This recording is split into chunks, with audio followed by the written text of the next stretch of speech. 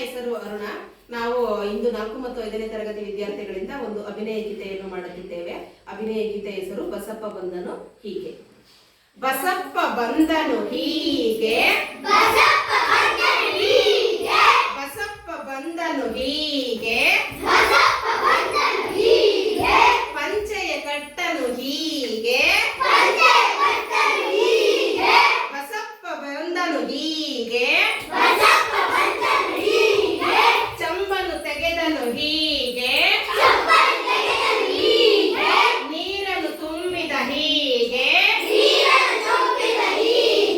ಬಸಪ್ಪ ನಡೆದನು ಹೀಗೆ, ಚಂಬನು ಹಿಡಿದನು ಹೀಗೆ, ನೀರನ್ನು ತುಂಬಿದ ಹೀಗೆ, ಚಂಬನು ಹಿಡಿದು ನಡೆದನು ಹೀಗೆ,